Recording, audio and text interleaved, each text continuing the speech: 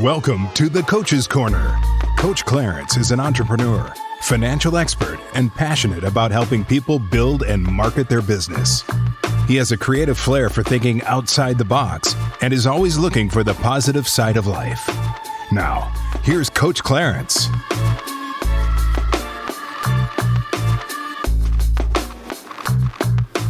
What's going on, everybody? Welcome to Fit Over 40. I'm your host, Coach Clarence, and we are dealing with this Arizona heat right now, and it is just amazing how we make it through every summer. It's one of the hottest ones on record. We are breaking records this year.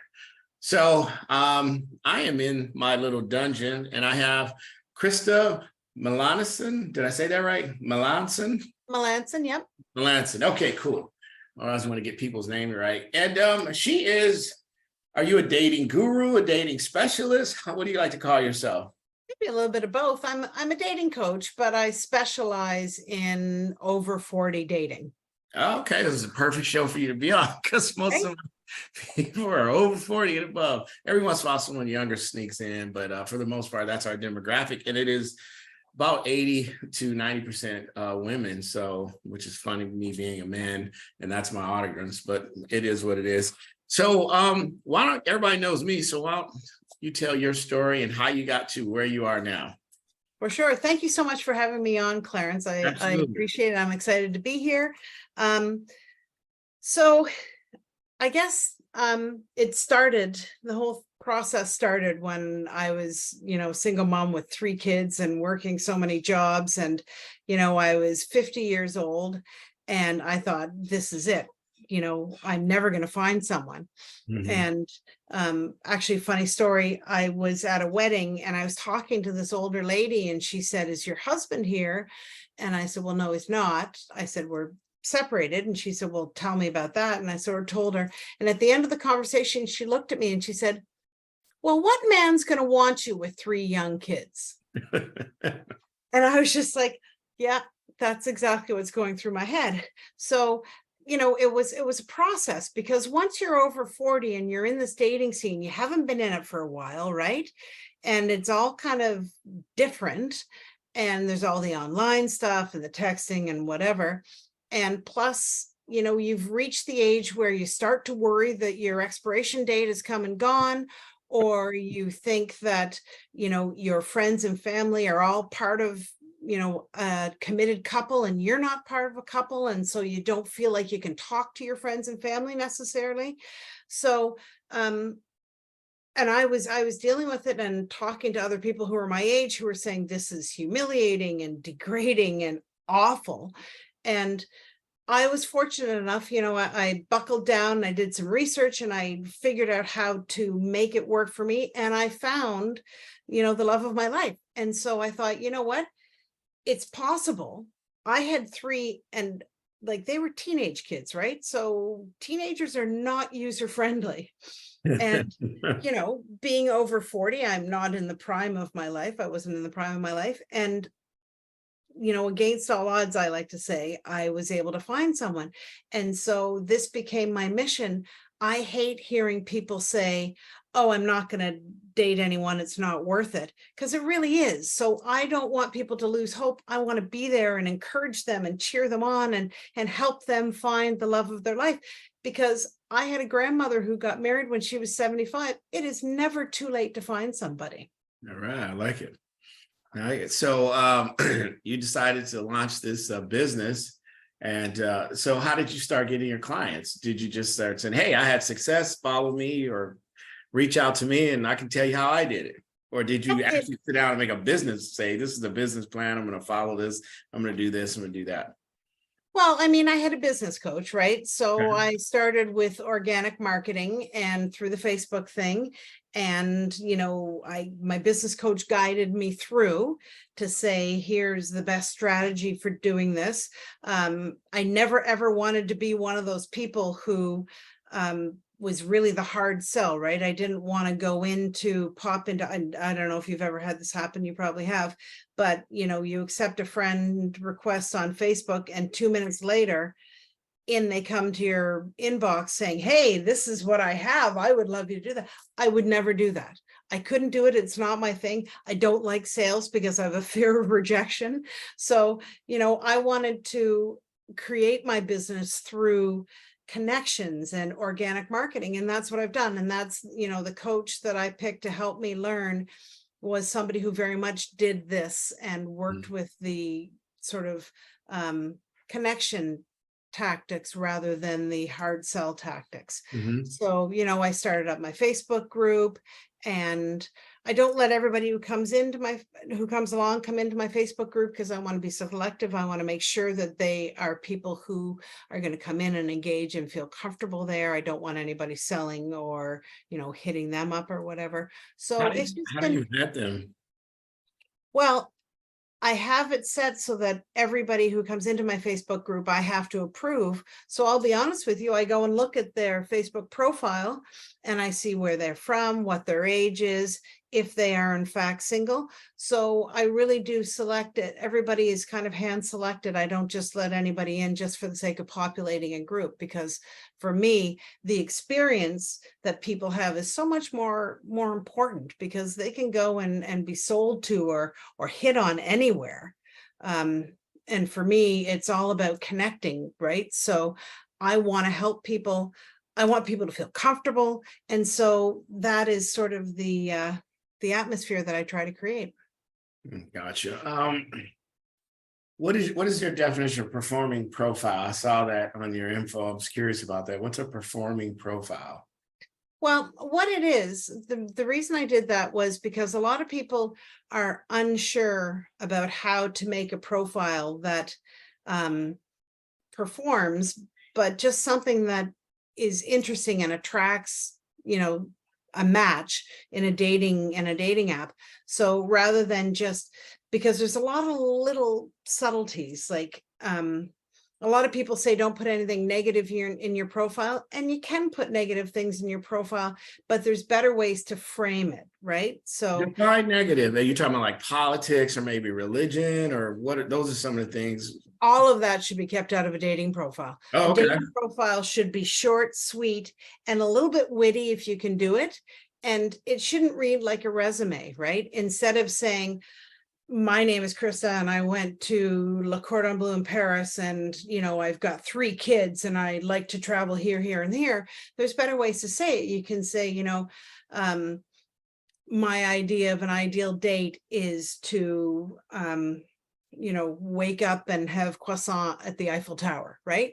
So Yes. then you're sort of making it interesting, and Sure. you're saying, I like to travel without having to spell it out, right? And the idea of a profile is to give people a little bit of mystery so that they're intrigued and interested and they want to talk to you more.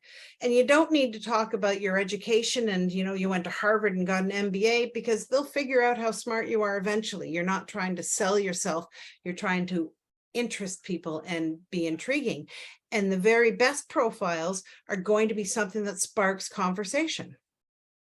Fascinating. I like that.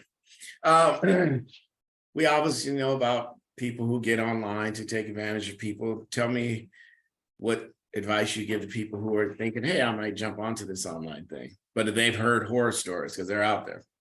There are definitely horror stories. And, one thing that I think is really interesting, and this is sort of the first part of that horror story, is a lot of people talk about ghosting, and women are always like, oh, men ghost all the time. But when I talk to men say that women ghost just as much. So it's tricky. You're never going to have a perfect experience, but I think part of it is to be in the right mindset, that you're understanding and you're thinking, I'm going to make a connection with somebody rather than I'm going to meet the love of my life, right? Mm-hmm. So if you think of everything as a connection, and just like you and I are talking here, Clarence, I've made a new connection. I've talked to somebody new, and for me, that's great, right? And so if you look at dating the same way, if you meet a guy and you talk to him, or a girl, and they're not suited to you, and they're really, kind of strange or offbeat, well, you've made a new connection and you're one step closer to that perfect person, because you've eliminated one more unsuitable match. And in terms of scammers, there's always ways. I had a guy in my group do a talk about cyber safety not long ago. Actually was maybe 6 months ago. And he talked about a few of the tips, but there are definitely things that you can do. Like if he says he's a UN surgeon on a secret compound, he really isn't. Okay. And for me, I think common sense is a lot of it, but then some people kind of get swept up in the excitement of it and they sort of forget. But, ask people, like if I asked you what's the temperature in Arizona today and you said, oh, it's about 90 degrees, then I'd know you were lying and you weren't who you said you were because the temperature is wrong for where you are, right? True. Things like that. We wish it was 90. Right? A nice, cool, breezy 90, right? We take a cool breeze too. Absolutely. So, there's ways to do it. In my program, what I do with my clients is I focus very much on one-on-one, because I want them to think of me as, their drill sergeant or their cheerleader or their virtual BFF. So when something like that comes up, they can say to me, hey, this guy, he seems too good to be true. And we can kind of dissect it together and come up with the answer together and say, oh yeah, no, he's definitely too good to be true. So I had somebody message me in TikTok the other day. He had 3 videos and he was probably about 35 and ripped. Obviously, all his pictures were gym pictures. And he was like, hi, how you doing? I'd just like to get to know you. And I said, a guy who looks like you, if this is really you, and clearly it wasn't, I said, you're not going to be chasing somebody like me. Realistically, right? Why would you say that? Well, because, he was, this guy looked like he could be a male swimsuit model or something, right? And I'm 56 years old and I look pretty good for my age, but I don't look male swimsuit model 35-year-old good looking, right? Okay. And he said, clearly you don't understand what, men who like older women, but you can just kind of tell when they only have 3 pictures or their pictures seem really kind of sterile or posed. Then, a normal person with a normal life will have lots of pictures. And that's also one of the things I encourage when we're talking about performing profiles is having the right pictures, right? Yeah. So, gotcha. Okay, that makes sense. I didn't know if you meant like a certain profile does better than others and it was a score sheet. Talk to me about first chat basics. I love that. What are some first chat basics? Because isn't that the problem with all this? There might be great people, and especially live, when you meet someone live, that first 1 minute, 2 minutes could be the end of it. And it's not that the person is a bad person. They could be nervous. Like you said, first time out there dating. And as men, there's a lot of pressure to say the right thing, and you could be completely genuine and just walk up and think, well, this line sounds great to me. And she's over there going, oh my God, get me out of here. Well, and that's one thing that I really encourage people to think about is if you meet somebody and, they tick all your boxes and they're on paper, they seem to be a great person and you meet them and you have this conversation and it's not perfect. Don't just walk away and consider it, done. You need to sometimes give things a chance because, it's just like friendship or anything else. Sometimes you meet somebody and they don't click. It's not all, fire and fireworks and electricity the first time you meet somebody, but somebody may be a really great person. And you go out on a second date and it's like, oh yeah, maybe they were nervous the first date. So it's always good to give somebody a second chance. But in terms of initial chat, especially when you're still on the dating app before you've met somebody in person, it's always good to keep it light. You don't have to get into all the heavy stuff. And you should, within 4 in-person dates, sort of have a really good idea of what a person's like. But when you're just in the initial stages of chat, you don't want to go too deep and too specific about everything, because this is something, you want to get to know somebody over a couple dates. And the most important thing is if you are interested in the person, make sure you seem like you're interested, and so many people, they don't put an effort into their chat. And I hear many people say this, it's like, pulling teeth to talk with this person. So what I say is, if you have to force the conversation, make all the initiate all the conversation, don't bother with them because they're not making the effort. So if it's somebody you're genuine, pardon me? I said, what do you think about this? Because I've heard that before, but I also know from formerly doing online dating years ago, there's a lot of volume. And sometimes what might be perceived as short is that person's going through their, I literally woke up and going, wow, I got a part-time job. I got to go through these. And sometimes it's hi, hey, hi. And I always joke with people. If somebody I found interesting, at least from their profile, and it was a 1 or 2 liner, I said, you just had, this is your first chance and you spent it on 2 words. Give me something more to come back with. Don't just say hi or hey. But I think from, because I've done dating, talked to a lot of people about dating and stuff. And that's one of the things I hear is the engagement, not enough effort. And I also hear the men saying, well, it's just because this, or women will say, because there's so many people and I'm just trying to get a quick answer out. It's all these nuances of that first conversation, like you said, that first chat. So there's a couple things you can do. The first thing is please read the profile of the other person, right? Don't just look in the picture and say, hey, she's hot, I'm going to comment, or hey, he's a good looking guy, I'm going to say something. Read the profile so that when you're messaging, you can make you can make conversation based on their profile. Like, hey, I saw in your profile that you have a Great Dane. I love dogs. Something like that. So try and pull something from their profile to initiate conversation. And the other thing is too, is when you say it's overwhelming, it definitely can be, especially in your big city area, right? So start with your parameters very small. So within 1 mile. Okay. Right? So if you put it within 10 miles, because you say, well, I'm willing to travel 10 miles, you're going to have a lot of people. Yeah. So if you go start out within 1 mile, right? So then you're starting much smaller, much fewer matches, and you get through those and you don't find any that's great, then you expand it to 2 miles. But that way you're slowly increasing the number of matches you have and you're eliminating them as you go. But if you start with a 10 or 20 mile radius, that's going to be a lot of people to chip away at. So like you said, it can be really overwhelming and daunting to try and think about how you're going to get through these things. Right. So try keeping the parameters small so that you only have a few matches at a time. All right. Well, let's talk about the ghost, or the elephant in the room, ghosting. Why do you think people ghost people, and then how should people respond to being ghosted? Because I think if you've ever dated, it's probably happened to you. Right. And so many people have this problem. I personally think that it's a chicken shit move, but because, pick up your phone and try this, right? It was great meeting you. I don't think we're a match. I wish you the best of luck. Right? How long does that take? Well, let me give you some prior feedback, because this was online. After chatting a little bit, I would say, yeah, it was great chatting with you, but I don't think you. And then you get you're all these horrible things just for doing that. Oh, but you know what you do, Clarence, and this is the big important thing that I always say is send that text, then block the person.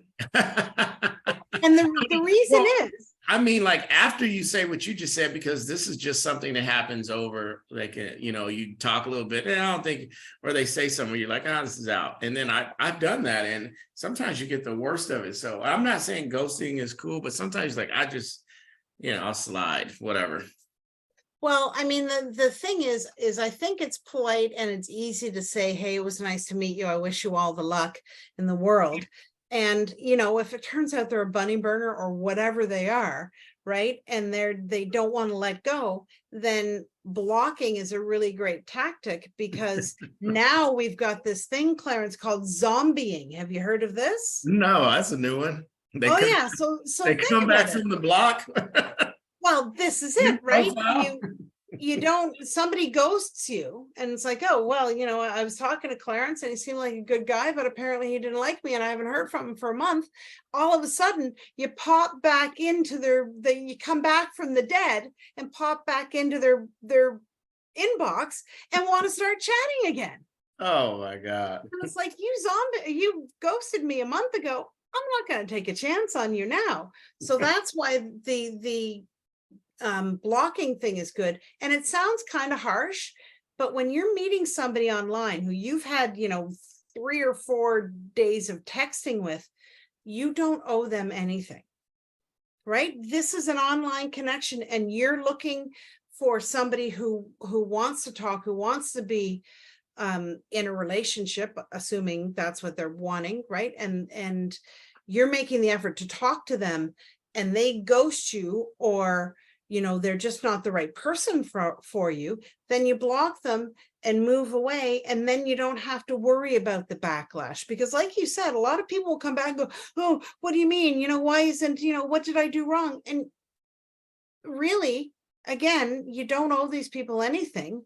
So it's a process of elimination. And I'm not saying to be cruel or mean or harsh or anything, but if you say, it was nice meeting you, but I don't think we're a match, you don't owe anybody anything more than that. You've been polite, you haven't ghosted them.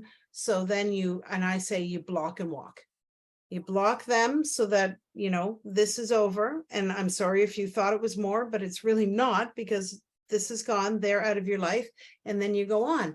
And it sounds harsh, and I really don't mean to be harsh, because I am the first one to worry about, hurting people's feelings, but it's a process that you have to go through of meeting people, and you can't have, 20 different people who you sort of have hanging on the background asking you why we didn't work, right? Yeah, I'll be honest and say I've matured in that aspect. I used to just not say anything, or just, this was before ghosting was even a term. I just would stop the engagement, Yeah. And then, but like I said, there's a little truth to me joking that some people saying all that you said, now you've just created a person who hears, well, if I just do this, or maybe if I aren't, don't call so much, he'll be around, I ran into somebody that I had the similar experience years ago, and we were talking, and I told her that I knew her, and she said, I showed her my text, and she said, well, why'd you stop calling me? So I literally read her text, and she was embarrassed because she was reading what she was saying to me, and she was embarrassed. And I said, okay, well, it's fine. And literally later that night, she was texting me again, give me a chance. And I've changed. And I was going through some stuff, and I was like, this is just like red flag all over the place. I'm like, I'm out. And again, I said, listen, that was the past. It didn't work. Let's just leave it be. It was nice seeing you. And kept going. And I said, here you go. She eventually stopped. It just took ignoring her for a few weeks. Well, exactly, right. And I think that if you ask people if they would prefer to have, a nice let down easy message, nice meeting you, but I don't think we're a match, and then being blocked versus being ghosted, I think they would prefer, just a little bit of closure. And that's what people will say, oh, well, I need closure. So there you're giving them the closure of saying, I don't think we're a match. Mm-hmm. You're entitled to look out for yourself and go after somebody you want and that is right for you. And you're not obliged to give excuses and mollycoddle some person who you've had, 3 days of text conversation with. Gotcha. So what do you mean when you say be who you want to date? What does that mean to you? Well, what that means is, if you are spending your life going, oh, I'm never going to find somebody, I'm too fat, I'm too old, I've got too many kids, whatever. Well, if you don't believe you're dateable, then nobody else is going to think you are too, right? So this is mindset then versus. Absolutely. So go out and do things and have adventures. I always say be a tourist in your own city, because we all have things we've never seen in our city, right? Go out and have adventures and do fun things if that's the type of person that you want to attract.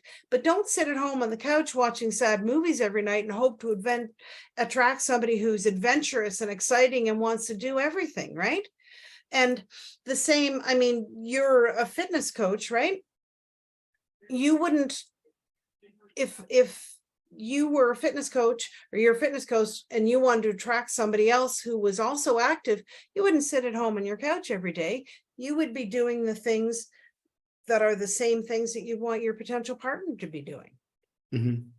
Well, let me speak to that, because I think I'm glad you brought that up, because I will meet someone and they will see fitness coach, or I used to put personal trainer years ago, and it was intimidating because they'll say what you said.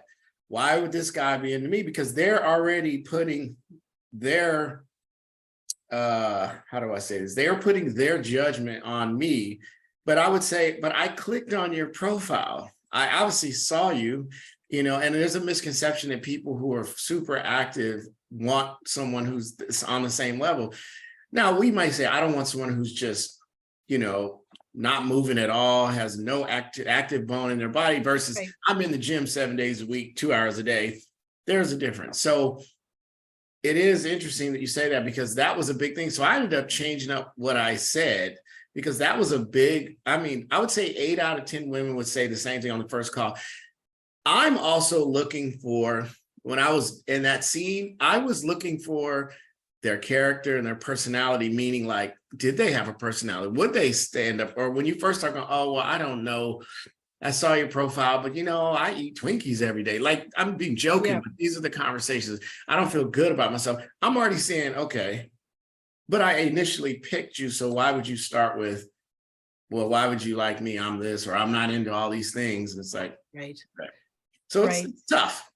And it's tough. But the other thing that's really important that kind of would mitigate a little bit of this is to say that when you put profile pictures up, make sure you're putting profile pictures up that are you.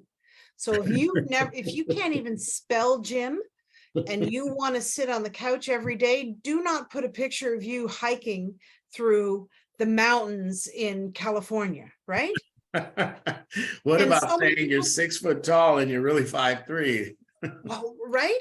And if you like to, if you're into duck hunting and, you want to go out and be in the bush and rough it and sleep in a tent, do not post pictures of you in a ball gown the one time you went to a formal event, right? So when people look at your pictures, it should be a true representation. And then, like you said, you've got to trust the person who clicked on you and give him a chance and not decide what he or she wants, right? Yeah. And that's what it is. It's absolutely having a little faith in yourself and having faith in the other person. If you've put accurate pictures up, and the other thing is too, is that so many people put old pictures up. Yeah. Well, I think it's different now with social media. You could FaceTime people, you can go on their profiles. A lot of the dating sites will have a link to Instagram or TikTok, and you can actually see the person. I was a big stickler on that, and it got me in some trouble. But I was just saying, like, I use the same analogy even to this day. When you go online to buy a car, there's what they call a 360 view. You can the interior, the exterior, it'll list all the gas mileage, everything. Now, when you're dating, it's fair to say, are you 7 foot tall? Maybe I would feel uncomfortable if I was out with you. Like, I need to see what I'm dealing with. And vice versa. If I'm 400 pounds and you think that's too big and all I have is my face, and then I show up. But women sometimes will say, well, you're not trying to get to know me. All you care about is how I look. Well, it is part of this, how you look to start. It's not offensive. Like when you go buy a car, if you don't like a red car, you don't tell the car, well, I'm sorry, you're not my type of car, because I prefer a blue car or whatever. I'm just making an analogy. Yeah. Well, but there's all sorts of people in the world, right? I mean, you can like, there's lots of men, lots and lots and lots of men out there who like bigger girls. Absolutely. Men who like athletic girls. Maybe there's men who don't like athletic girls because they're not cushiony, they're more toned, right? Maybe you like somebody who is rail thin and looks like Twiggy, right? I mean, there's everybody likes different things, and that's a big thing, is you cannot decide for somebody else what they're going to like. But I always say that if you ask for a little more information, or, you want to know a little bit more about the other person, and they don't want to share it, then that kind of makes you think they're hiding something. Yeah. Right? So with that, what type of profile should you have? What picture should you have on your initial profile? Well, you should always have a full body shot, Okay. and your picture should be, don't do like a headshot, like a professional headshot, because it's so sterile and not really interesting. Even if you're drop dead gorgeous, a sterile headshot does not spark conversation. A full body picture, don't put any pictures with somebody else. You put some Right. It's pictures with confusing. somebody There's four else. girls, and you're like, which one is she? Well, and you run the risk of the person The thinking, wrong "Ooh, one. you're hot," and it's like, oh, that one's not me. And it's like, oh, right. Right. So never do that. Right. Right. And I always say it's great if you can put a picture of something really interesting. Like if you put a picture of you hanging from the Eiffel Tower with a newspaper in your hand, then you've got an automatic conversation starter. So somebody messages you and say, hey, what's up with the newspaper? Right? Yeah. So if you can have something interesting that will spark conversation is great. But the main things are single shots of you only, no group pictures, something interesting, and definitely realistic, that's true to who you are and not who you were just that one time 3 years ago. All And right, so they have to be up to date. one of the common themes it's on my show, and we do male female energy podcast where we'll have a couple guys giving their opinion, a couple females giving their opinion. And one of the things that we talk about, you mentioned ghosting, but there's also catfishing. And a lot of that with this new technology is filters. Should men or women, because there are men who do it too, but more women, should they filter themselves? Because I think, and I've been on some dates, or I even met some realtors that I thought I was going to see and walk right past them. Because how they looked on their profile and what they put up or on their social media. So should people filter? To filter, No not to profiles filter or no filters. No filters. You need to be, and back again to saying the person you want to date, you need to be comfortable in your own skin. You need to be proud and embrace who you are, because no matter who you are, there's 8 billion people on this planet. There's somebody out there who's going to think you're amazing. Absolutely. So you don't need to do that. And Clarence, there's a new trend again, because there's always trends, called reverse catfishing. So you know what? That's so funny you said that. I have some friends who are athletes that I used to train who are very wealthy. They would pose themselves by, and I'm doing air quotes, because I've driven some of these cars, damn it. A car that would be less than a millionaire would drive, if you will, for lack of a better way of explaining. Yep. And the girls would turn them, and then they would see them later with their real car. And they'd say, no, you weren't interested in me when you thought I drove this. Exactly. And for women, it's posing pictures with no makeup on, without your hair done. And I really like that. Well, exactly, but just looking very natural. And when I was dating, I would, and I'm not a pretentious type at all, and I've always been sort of more of a natural girl. But when I was doing the online dating thing, whenever I met a guy, he would always say, wow, you look better than your pictures, and that's not common, right? That's true. The last thing you want to do is meet somebody and their first impression is, oh, they don't look. With the pause, right? You don't want that. That is not how you want to start anything. Sure. So, and I'm not saying you need to reverse catfish, but just make sure your picture is a true representation of yourself. Okay, so I got a couple questions because I really like what I have in front of me. Keep these short because we're going to move through them for the sake of time. And all right, so what's the first thing you teach women? The first thing I teach women is to love themselves and to be comfortable in their own skin. Love it. All right, and I know you're a coach, so I don't want you to give all your magic away. So how important is a good profile? No, we already talked about it. I'm going to skip that one. How do you avoid scammers? What's something that you can pick up on really quick besides what you said already? Besides too good to be true. Well, I'll tell you, the very, very best way to avoid scammers is to ask to meet them in person, just for coffee in broad daylight, somewhere very public, within a week. So if they say, look, I'm in Dubai and I got to schedule a flight to, no. I'm making fun of that movie, the Twindler guy. That's what I think of that. Oh yeah. Yeah. Why are women over 40 different than women under 40? I know that answer, but I want to hear what you have to say. Well, because women over 40 have, they've got they start to worry that they're getting too old and there aren't good enough men out there. A big concern for women over 40 is that all men over 40 want a younger woman. So not true. That is one of the biggest myths that is not true. Yep. Unless you are super insecure and that's feeding your ego. Because a Men woman over who's younger, what can she offer to the conversation if she has no kids, no marriage? And there's always Drama. outliners. There's always women who may have had a struggle that help them mature and overcome For things. sure. But in general, like I see guys, and I'm in Scottsdale, and there's a lot that goes in being in Scottsdale. There's some men that are in their 70s and they're rolling up with a 20-year-old, and it's like, what could she talk to you about? It's Right? like you're dating your granddaughter, like whatever. But hey, to each his own. But I understand what you're saying. But at the end of the day, that's not the right man for you anyways. If he's looking for someone young, you weren't going to be a match.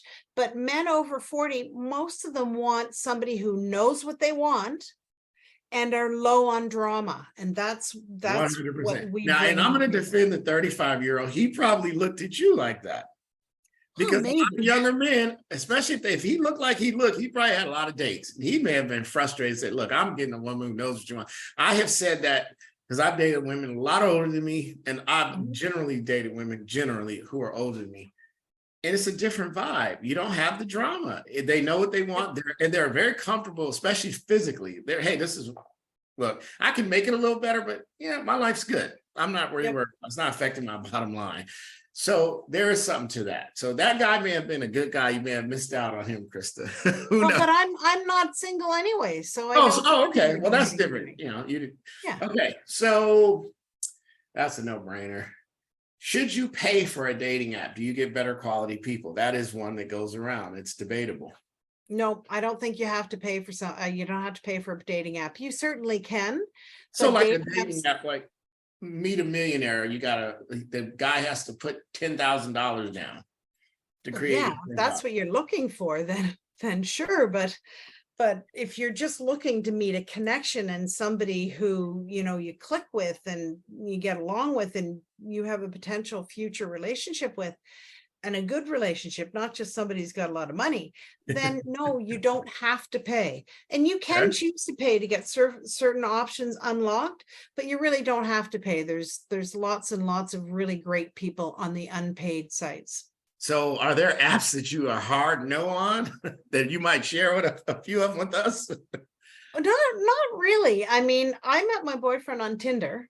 And okay, what? I actually have a client. I probably should, but she knows she's without saying her name. And she just told me she met this great guy on Bumble, and I hear negative stuff there. So there are some apps where you can find that connection. For sure. Well, the thing about Bumble. The thing about Bumble is women have to reach out to the men first. So that's can be a double-edged sword, right? Because it's great because women feel a little safer that way. But if they're reaching out to the man first, then they're very much stepping into their masculine energy to do that. Mm-hmm. And you want to be in your feminine energy, which is leaning back and receiving, right? So you think women should never pursue a guy? You shouldn't, because we're talking male-female connection. So you want the woman to be in her feminine energy and the man in the masculine energy, because it's polarity. You want to bring it together, not repel. So let's say you were single and you were in the grocery store. You saw what you thought was an amazing guy. You wouldn't give him any kind of clue to try to say something to you? Oh, absolutely. You give them he just has to make a move. But you don't push and make the move and go up and say, hey, are you single? Because I really like you. But you might wheel the cart by and kind of bump into him by accident so that the connection happens.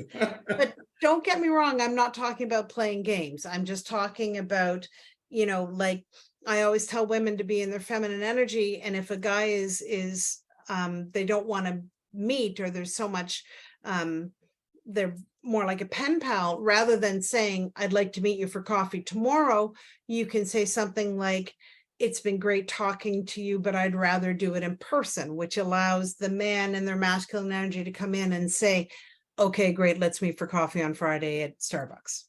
Right? So there's ways to do it to be a little more feminine and not be the pursuer. Gotcha. Okay, so how can women be safe dating? just meeting random people that they met online. That's a good one. How can Well, it's funny. I did a live one time in a travel site all about dating while you're traveling, but a lot of the same principles hold true. The first time you meet somebody, well, first of all, ask them for information about themselves. And if they're not willing to give it, then they're probably hiding something, right? If you've talked for a couple days and you're at the point where you might want to meet, it's always good, like you said, to have a face-to-face, like a video call. That way you can, verify that at least their pictures are accurate. When you meet somebody for the first time, always meet them in person or in public. Yep, to some place it's fairly busy, right? Which is coffee is a great one because it's a half hour. And really, I don't consider going out and meeting someone for coffee as the first date. The coffee is to decide if the person is right for a first date with you. Right. So the coffee is a meet and greet just to verify they don't have 3 heads and they're not a serial killer. And then you can have a date with them. Well, you still may not know if they're a serial killer because that's true. There are some serial killers out there. You won't know. And then the other thing that I think is a really great idea is to make sure you tell somebody where you're going to be and who you're going to be with. And so, especially for women, if you're going to meet someone, then you tell your friend, I'm going to this place at this time, and this is everything I know about this person I'm going to meet. Gotcha. So then, should something happen, then at least, people will know where you are. But really, the most important thing is to ask questions and try and find a little bit about them. And especially with women talking to men, like if I say to you, hey, Clarence, what's your last name? What do you do? And you say, well, I don't want to tell you that. Then that would concern me a little bit because the person you're potentially meeting up with should care enough to understand that you're concerned for your safety. Gotcha. Okay. Well, I'm sure there's more to this, and this has been a great conversation. How do people find you so they can, if they're interested in your culture, or just follow you? I'm sure you give out information and nuggets places. Where can they find you? On Facebook, it's just I use my personal profile for everything, which is Krista Melanson. Instagram is at Krista Marie Dating. And it's the same thing for the brand new Threads, which is all wild and exciting. I'm on that too. And TikTok is at Krista_Marie Dating. Gotcha. All right. We appreciate you coming on. Thanks so much, Clarence. It was great talking to you. I really appreciate you having me on.